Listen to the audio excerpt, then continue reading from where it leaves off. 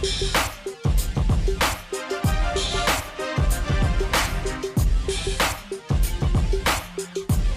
back to Hardwood Heroes. I'm Natalie LaFleur. And I'm Ty Carpenter, and guys, it's been quite the week. Yeah, we saw one of the biggest games of the year, and we've still got conference races unfolding. Yeah, but some news in the TVC in a little over a year from now. Those conference races you mentioned might look a lot different. On Wednesday, the TVC Board of Control voted to add Fort Fry, Marietta, and Warren to the conference. Yeah, a new division, the TV Muskingum, will be added to this conference. This comes after the collapse of the Twin State League. Athens will move up to the Muskingum alongside the 3 TSL schools. Yeah, it's huge for Athens as the tougher competition from higher divisions can lead to a better RPI once the tournament rolls around. The Ohio and Hocking divisions, aside from Athens leaving the Ohio, will remain the same, but now that that's out the way, let's start with the Lady Marauders, and they have not had an ideal season to say the least. No doubt, but they had the chance to shake things up against Jackson this past Wednesday, so let's ask Meigs reporter Lindsay Crawford how that one went down. Thanks, guys. You already know the Marauders were going to have to put up a fight to get past these Iron Ladies. Going into this one, Jackson was sitting at 7-13, but on a 3-game winning streak. And scoring may not be their strong suit, but defense is definitely where they shine. We saw that in their 18-point win over Vinton County a few weeks ago. The Iron Ladies held them to just 2 points in the first quarter and only 29 on the entire night. Clogging lanes and grabbing boards is what makes them such a tough opponent. And that showed in the game. It was a rough go for the Marauders. They fell 47-31. Jackson held Meigs in check all night, especially in the first quarter, showcasing that dominant defense we were talking about. By the end of the half, they nearly shut down the Marauders' passing lanes and had tripled their point total. Yeah, Lindsay, but back in the locker room, Meigs made some adjustments that made this game just a little bit closer. A zone defense really improved the Marauders' play from the first quarter on, and a powerhouse we'd see on the court would be freshman Elevon. She stepped up big time for the Marauders, contributing over half their points, but unfortunately her efforts will not be enough to bring the Marauders back. Now, this game may not have fallen in Meigs' favor, but they've got playoffs to look forward to. Yeah, and the Marauders are set to match up against a familiar conference opponent. For sure, best case scenario for the Marauders was getting Welston in the first round. This is a team they've now beaten twice. Yeah, and this is the only team the Marauders have actually beaten all season. Can they go 3 for 3? Now, this might be challenging. The first time the Marauders faced off against the Rockets, they took the win back to Pomeroy by 30 points, but they definitely saw a stronger Welston team the second time around, as the Golden Rockets only lost that one by 14. And they might be without one of their star players. Now, allow me to reintroduce you to Shelby Yost. She may only be a sophomore, but she is definitely a force to be reckoned with. She's leading this team in points and assists per game, and it is without a doubt their best ball handler. Safe to say that Yost runs the court for this Meigs squad, but after an injury suffered during their game at Athens, Yost is likely not playing in this Welston rematch. So with Yost out, it seems like Ella Vaughn will be the one who steps up. No doubt, she stepped up big against Jackson and is someone that Coach Griffin speaks highly of. She gets it done on both ends of the court. And something else to keep an eye on for Meigs is how they match up defensively. They originally guarded Jackson in a man defense, but a switch to a 1-2-2 zone was a huge reason why they were able to keep within striking distance after the first quarter. The Marauders may be without their star, but they are definitely not out of this Welston contest. Yeah, should be interesting to see how this one shakes out. Thanks, Lindsay.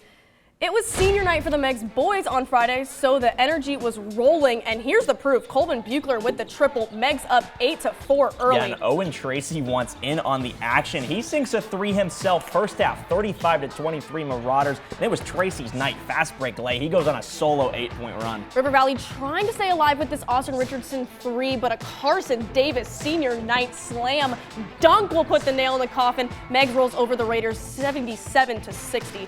Now, a team that is making history are the Welston Golden Rockets. They are having their best season in almost 20 years. Yeah, but they had one team in their way on Friday. It's none other than Vinton County Vikings. And here joining us is VC reporter Louis Marco. Yeah, guys, Welston is having a historic year, clinching their first winning season since 2011, and they have their eyes on their first conference title since 2003.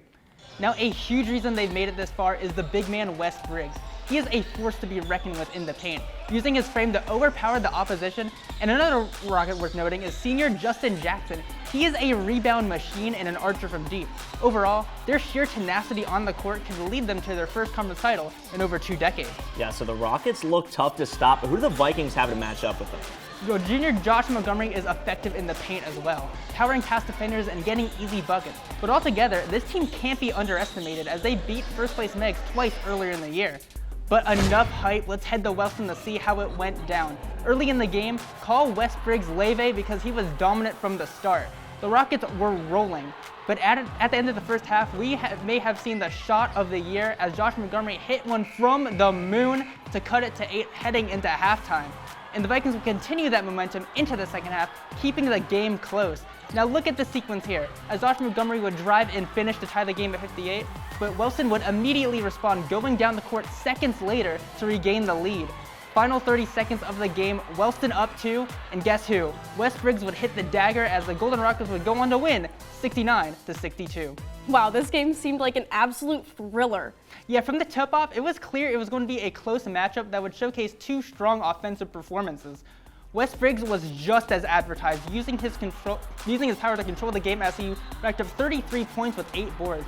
And he was a major threat from beyond the arc. Yeah, now we know Briggs is a force, but how did the Rockets as a whole get this win? Overall, Welston used their strength to their max potential, outpowering the Vikings in the paint, and when VC got close, they were quick to shut the door. But despite the result, Josh Montgomery was outstanding Friday night. He was the Vikings' leading scorer with 24 points, led with assists with 5. And his teammates were crucial as well down the stretch, hitting clutch shots to keep them in the game when all seemed lost. At the end, however, it was an unfortunate defeat for the Vikings right before the playoffs, but they have enough talent to make some noise. Yeah, we'll definitely have an eye out for those Vikings. Thanks, Lewis. Now the VC girls, little confidence booster against a top tournament team in Logan Elm. Let's head right to the fourth because that's where you make your money. Kylie Smith with the steal. Nora Martin picks it up and dishes it right back. Lay-in tie game, just 50 to go. Yeah, now VC fouls late, letting Jillian Savage take a 67-66 lead for the Braves with 10 to go. And with 4 seconds left, Nora Martin has the chance to ice it for the Vikings, but she misses both. Logan Elm doesn't. They go on to win 68-66. Now, speaking of those Lady Vikings, they played at Athens on Wednesday for a chance at the TVC Ohio title. Vinton County sat 2 games behind the Bulldogs in the conference standings, and for that game, we bring in Athens reporter Luke Schmidt. The duel for the TVC Ohio title is here, Ty. The Bulldogs defeated Meigs 64-19 on Monday, so a win against VC would award Athens with the title crown. Before we dive into the big game, let's revisit what got the Bulldogs here. Defense has fueled Athens' domination. They allowed just 33.6 points per game this season, nearly 9 points better than the next closest team, Vinton County, at 42. And compared to their previous TVC championship runs, where they gave up 38.8 last season and 44.4 the year before that, this year's unit is on a completely different level. One Lady Bulldog in particular has a defensive presence that is unmatched. Senior guard Ella Chapman is only 5'4", but her press defense is suffocating. In the words of Athens head coach Jeff Skinner, Chapman is the absolute equalizer for Athens anytime they play a team with an elite scorer. Athens and VC fought neck and neck early in the first half. The Bulldogs propelled by Bristol Stump. Bristol, the pistol, was returning from injury and shot lights out from deep. She had 13 first half points.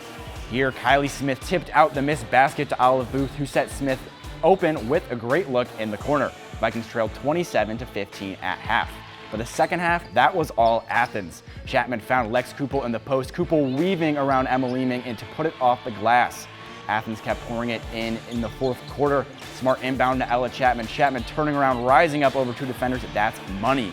The Bulldogs cruised to a 70-33 victory over the Vikings. So, Luke, with that win, Athens won their 3rd straight TVC Ohio championship. How were they able to shut down the 2nd seed in their conference? Ty, the defense stood strong as usual, but it was the Bulldog offense that secured this win. Athens hung 70 points on the Vikings, their biggest scoring output this season. Nearly all Athens starters had double-digit points. Olivia Smart still had 9 points, 5 boards, and 3 assists. Yeah, so Luke, this game was a bit closer at the start. Only a 12-point lead for Athens at the half, so what changed in that second half? Vinton County only scored 18 points in the second half, while Athens scored 43. A great Bulldog defense led to an even better offense, and that's what solidified their win. Of course, this awarded the Lady Bulldogs with their 3rd straight TVC Ohio championship. Yeah, with their 58-42 win over River Valley 2 on Friday, the team finished conference play undefeated with 12 wins. Ty, that's an achievement the previous 2 squads fell just short of, each dropping 1 league game. Athens head coach Jeff Skinner had this to say on how the team won their 3rd straight title. Well, we had to reassign some roles from last year's team because they saw Hocking done so much. Like Ella played off the bench last year for her to come out and sacrifice her scoring for the team to be better and to do what she's done with her leadership. It speaks volumes about her. Ty, the girls' postseason run starts tomorrow with they'll host 6th seed Miami Trace. Yeah, should be an exciting postseason for the TVC champ. Thanks, Luke. Now for the boys, maybe no conference title for them, but still a rivalry game against Logan, so it feels just as important. Senior night for the Chieftains, so you know you got to give the crowd something to watch. This is picked off and dunked on for Hudson Edwards. He's getting hype. Yeah, clearly he must have liked that feeling because this time he's shooting it from the moon. You know it's in. 38-12 Logan at the break. Yeah, not much of a different story for the rest of this one. Athens fought back in the fourth quarter, but they could not make up that deficit, 62-35. Now, what conference race might have wrapped up, but that doesn't mean TVC basketball is over with, so stay active on our social media at Instagram, X, Facebook, and TikTok. You can find video content on the WOUB PBS YouTube channel and written content at woub.org/heroes. Now, the Alexander boys celebrated their seniors on a big rivalry night. They took on Athens for their last regular season game on Friday, so let's welcome in reporter Megan Herstein for Alexander to debrief the classic. Thanks, Natalie. This game always brings out the best of these two teams, and it's a great way to end the regular season. Looking back at the last 10 games, Athens has come out on top for 8 of them, but Alexander is not out of it. The Bulldogs have only scored 3 more points throughout these games, meaning the Spartans can find themselves in a winning position if they can slow the Athens offense. So let's take it back to the last time Alexander came out on top. What did the Spartans do in that game? The Spartans locked down the Bulldogs, holding them to 35 points. On offense, Alexander was great at getting the ball inside, and that's exactly what they need to do this year. They need to get back to playing complementary basketball because that's what leads them to wins. But enough of the past, let's look at this year's matchup. Starting off the night honoring senior Noah Ray, Owen Rouse to Noah Graves to get the ball in the net to get things rolling. Bulldogs look to even out, but Jace Cooper is not letting it happen. He gets the clean block. Zach Mullins goes in with the fake shot to get the bucket and letting him go to the line for the extra point. Graves is able to scramble for the ball to get it out to Carter Jewell for the triple to cut Athens' lead down. Colin Chapman now draining a 3-pointer to reclaim the lead for the Bulldogs late into the fourth quarter. Athens goes on to win the game 58-51. One team storms the court tonight, but it's not Alexander. Megan, Athens really has the number of the Spartans team. But don't let it fool you. Compared to last game, Alexander only lost by 7 this time.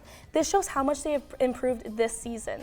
That game was a roller coaster, so why was it so hard for one team to take control? Well, when both teams' offense were hot, they started slacking on their defense, and that's what led to it being so back and forth. Yeah, I can definitely say that was a playoff atmosphere, and it's important how much fight they showed at the end. Agreed. This is a great preview for how both teams are going to look in the playoffs.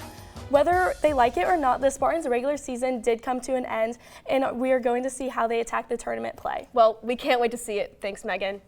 Now for the Lady Spartans, big night for Kaylee Hudnall. She celebrated her 1,000th point against NY. But let's get into the action. Jumping to the second half, Alexander up 32-15, but they want to add 2 more. Lily Ryder to Hudnall, backdoor lay. Maddie Pidcock won't let that happen again. Steal from Ryder into a breakaway for 2. Well, that left a bad taste in Ryder's mouth. She steals it right back. NY coverage, but it's going to be no problem. Alexander dominates, wrapping this one up 61-36. But let's see if the Lady Buckeyes can flip the script against Welston. Cam Jolly starting off with the easy 2 for NY, up 20-4 after 1, and keep it moving. Maislin call off the assist by Maddie Pidcock. What a pass, making magic. But Pidcock is sick of assisting. She wants one all for herself. Tough hit, but that's enough for and 1. And how about one more for her? Let's show him behind the arc. She does it all. It's NY wins 61-16. That win marks head coach Mark Truex's final home game at NY, and this team means everything to him.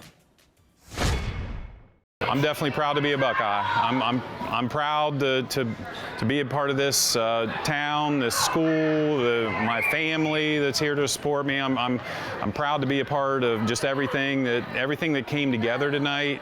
So you heard about the NY girls. Let's check in on the boys. They've been on everyone's radar lately. For sure. They've been on a hot streak, and they had the chance to continue that in their lone game against Waterford on Tuesday. And we bring in NY reporter Ella Northup to talk about these recent surges. Yeah, these two teams are making strides on the court, and the numbers back it up. Let's talk about the Buckeyes offense in particular. They averaged 56.4 points in their first 9 games, and in the last 10, 66.2.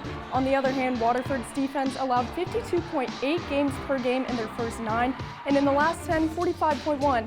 With that being said, the improvement for both these teams is easy to see, making this clash a pretty even matchup going in. You said the teams match up pretty evenly, so what does this look like on the court? It starts with Waterford's Reese Lang, a pretty spot-on shooter for the Wildcats, who's quite the threat when he's given the opportunity. He'll be matched with NY's Grant Elliott, just a reliable player on both ends of the floor for the Buckeyes. Here's NY right before the tip, and we got no time to waste. Cam Sullivan under the hoop, tosses it up, grabs his own miss, and returns it to the net. Buckeyes strike early. Next play, Pennick out in transition, hops past a couple defenders, and drops it in for an easy 2, and he finishes the quarter with 8. Keener dishes it to Reese Lang, open wide in the corner. 4-3, that's cash. 1 of 4 he'd make in this one. Waterford up by 6 at the half. They continue to show up. Keener goes baseline, and the Wildcats lead 53-42 going into the fourth. Champ Schultz attempts the floater, no good, but places it right back into the hoop. NY trying to hold on late, but Waterford seals the deal at the line, putting it just out of reach for the Buckeyes, finishing 73-69 Wildcats. Also, NY really almost made that comeback, so who helped Waterford maintain that lead to the end? The Wildcats had many contributors, but a few stuck out from the rest. Reese Lang showed up bringing 21 points to the board, which made him the lead scorer. Gavin Heener not far behind with 19 points, and Finn Pennick contributed 15. So some amazing performances, but who kept NY so close down the stretch? Yeah, Cam Sullivan was dominating the paint. He had a 26-point double-double. We also mentioned Grant Elliott before, and he had a solid night, finishing with 14. Yeah, so to wrap up their season, NY has Meigs and Welston. What do you think the Buckeyes should focus on heading into these games? Yeah, NY's chemistry has been strong lately. Their ability to move the ball around the court and apply pressure on defense will be huge these next couple of games. The season's coming to a close, and the Buckeyes are showing a lot of promise right before tournament play. Yeah, the signs you definitely want to see this time of year. Thanks for the great work, Ella. It's almost tournament time, so let's take a look at those standings. Meigs in first. Yeah, Welston sits behind them, 1 short in second, NY in third, and then VC in fourth as well. Now River Valley and Athens tied for fifth, and Alexander in sixth at the bottom. And for the girls, Athens still in first, undefeated in conference. That was against VC, who's sitting in second, and then you got Alexander at third. Yeah, River Valley in the middle of the pack at fourth, NY then trailing in fifth place. That leaves Meigs in sixth, and then Welston sitting at the bottom in last place, still looking for a conference win. All right, so you got the girls' standings, but I'm going to bring you right back to the boys. Eastern and Southern is the rivalry in Meigs County, and it's safe to say that these two teams really, really don't like each other. It's a big game. Everyone says, like, it's the biggest rivalry around here. It's kind of life or death. Game, everyone talks about it for years. It's been a long time. Like, my grandparents have told me stories of it, and everybody that I looked up to hated Southern, so I kind of went along with it. Our student section, yelling at the players and doing stuff to the players, and we just got to be able to handle that. And always, you know, there's never an empty seat in the stands whenever we play them. Just a bunch of trash talk. I mean, with that last year, one loss to Eastern, we're that close to being undefeated, and we're just searching for that. Senior year, going out with a win would just be the greatest thing. It's probably the biggest game of my career. My last time ever playing at home against Southern is the biggest game I'll ever play in my life. Absolutely no love between these two teams, so tensions were high going into this one. And Eastern reporter Thomas Billington joins us with how the matchup unfolded. Thanks, Zach. This was a game both teams were desperate to win. It was a packed house in Reedsville as Southern and Eastern painted the town. The game started fiery as Brenninger would hit nearly 3 off a pass from Nelson, but then on the very next play, Brenninger popped off another 3. Then Brenninger hit another 3. He went on to score 35 points, but this was not a one-man show. Cole Lloyd, a jumper inside the arc. Southern led into the half with a score of 36-30. However, in the second half, Southern held Eastern to just 11 points, while the Tornadoes scored 24. The Tornadoes went on to win the game with a final score of 70-41. Southern head coach Jeff Caldwell spoke about the team's focus going into this game. We focus on our defense. We just talk about, you know, at halftime we talked about we got to play better defense. We were actually getting beat down the floor a little bit and giving up some offensive rebounds, and, you know, they got some shooters. They got some really good offensive players. Coach Caldwell mentioned Southern defense, but defense can only get you so far. Yeah, so how did the Southern offense show out during this game? One name you heard a lot during the game, Reed Brenninger. Brenninger was on one, shooting a perfect 11 for 11 with inside the arc, something you only see in a video game. He also had a total of 9 rebounds, and as I said earlier, he scored 35 points. That is just 6 less than the entire Eastern squad combined. Reed Brininger is an absolute unit and is one I look forward to seeing in the postseason. Yeah, with Brininger and Audrey Chandler, Southern is going to be tough to pass in the postseason. Thanks, Tommy. Now, the Eastern girls get a test against River Valley ahead of some important conference games. Here's Kirsten Fackler getting us started with a basket on the easy lay. Eastern up 19-11 early. Now, Fackler kept it moving off the rebound. She passes this one long down the court to Emery Lloyd. Lloyd dishes it right to Ashlyn Thomas. Now she got it. Post up, spin, and in for the bucket. Now Fackler's falling down on this pass to Braylon Simpson. She's going to cash it. Simpson ends with 10 points in 19 boards. Eagles dominate 62-34. Now, we know about that three-way tie for the Hocking girls, but two of those teams, Federal Hocking and Waterford, well, they got to get through each other for a share of that crown. So let's welcome on Craig Neal and Eva Green. Yeah, Ty, like you said, this game was crucial for both Fed Hoc and Waterford. And a win would have either clinched or kept their hopes alive for a share of that TVC crown. Now, let's take a look at the first time these teams faced off. The Lancers were able to march into Waterford and come away with a big win. That was thanks to the 27 total turnovers by the Wildcats that helped the Lancers offense bloom. This is one of the many tough opponents the Wildcats have faced, and they have gotten off to a rocky start. They played Monroe Central, Frontier, Sheridan, and Martins Ferry, but anytime they've played those teams again, the Wildcats have either kept it close or won. Fed Hoc has also run the gauntlet this year, playing teams like Strasburg, Franklin, Fort Fry, Warrensville Heights, and Wheelersburg. To put it plainly, both teams are prepared for this moment. Enough talking about previous matchups, let's get straight to it. Brenly Cottrell would get started right away as she would nail this three and one. Ava Hurley would answer right back as she hits this three from the corner, 11-9 Lancers. And off a missed shot, Laura Blower tears away this board for this tough putback. Closing out the half, Wildcats needed energy, and who else but Elsie Malik, draining it at the buzzer, 23-20 Waterford.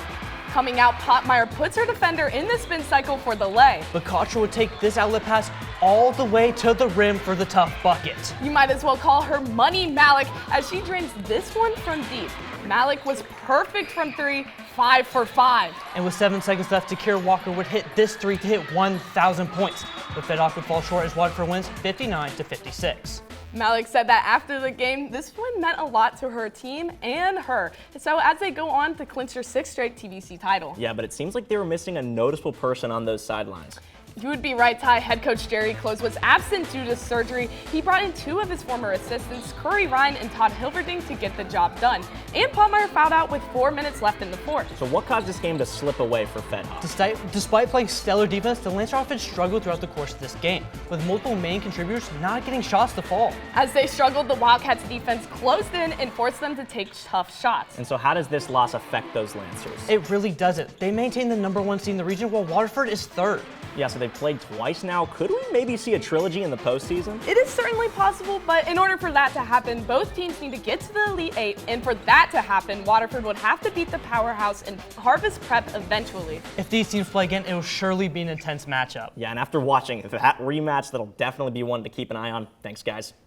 Now for the Waterford boys, they've been hot, but you got to get through Malik, Curry, and Belpre. But you also got a game plan for Malachi Enzor as well, finding the lane for 2. Now Finn Pennick, a little fake out first and dish to Gavin Heener. Lay in, but Belpre still up 28-21 at the half. Waterford opened on fire out the break. Pennick finding Heener for the 3, letting his teammates shoot it, but Malik Curry, well, he shoots it too, and I'd say pretty well. 24 points for him, and Belpre gets the win at home, 54-49. And as for the Fed Hoc boys, they hit the road to Miller, and it was the Falcons with the warm welcome. Parker coming with the early lay. Miller leads 9-5 after 1, but Lancers fire right back. Cam Joy to Brody Rudder. It was a tight 17-16 at the half for Miller. Out of the locker room, it's Mo Cottrell to Gabe Bray for 2, but look out for Miller's Dorsey brothers. Bryce pushing through pressure for 2, and Bo cashing a 3 will end this one. Miller wins 45-35 at home.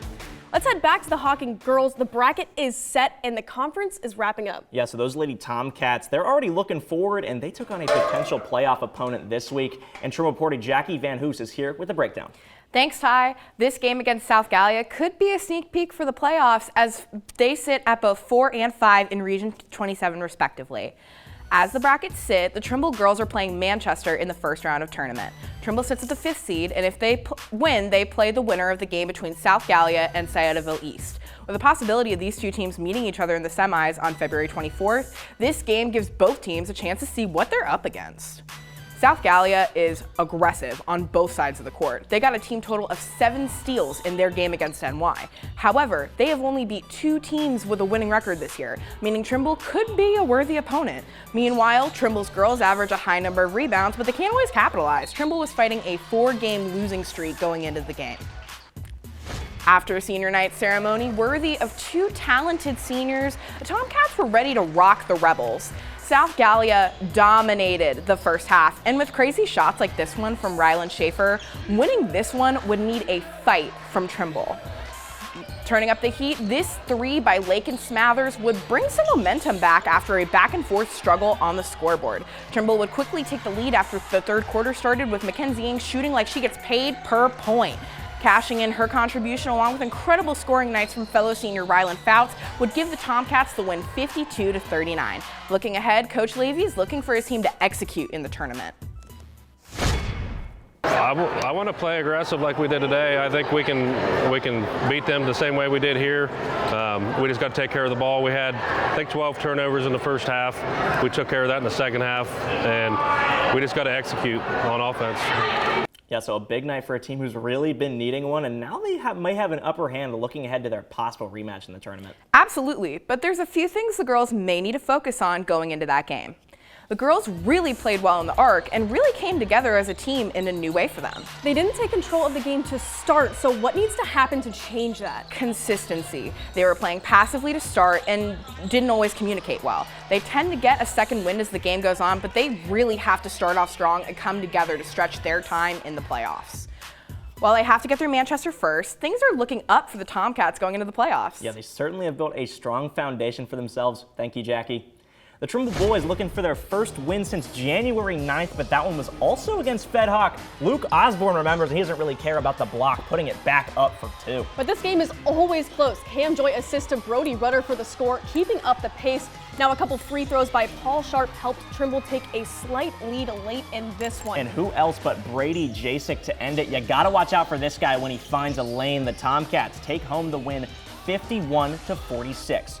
Now checking in on those standings, pretty knotted up for the boys. Southern, of course, they're in first, Belpre in second above Waterford. Thanks to that win they got, and they still got Southern, so not quite done yet. Eastern in fourth, followed by Federal Hocking and Trimble, now tied for 5th place after their matchup. And for the Hocking girls, we saw Waterford get that win over Fed Hawk, clinching a share. Yeah, Eastern in second, but they still do have a conference game against Southern, so Waterford doesn't have it themselves just yet. Fed Hawk out of the race, they sit in third. Trimble and Belpre at 4th and 5th, and then Southern there at the bottom. But now that you got the standings, let's throw it out the window. It's win or go home in the postseason. Yeah, for an exclusive look into the tournament, we have a special show airing this Wednesday, February 18th at 6 p.m. on WOUB. We'll break down playoff brackets and preview matchups for our TVC teams. You won't want to miss it. But now let's take a moment and bring you back to the present and present to you our heroes of the week. Yeah, these 2 players are setting up their teams for not only postseason success, but conference success as well. How about we kick it off with the boys? Meigs taking home another hero of the week. It's Owen Tracy.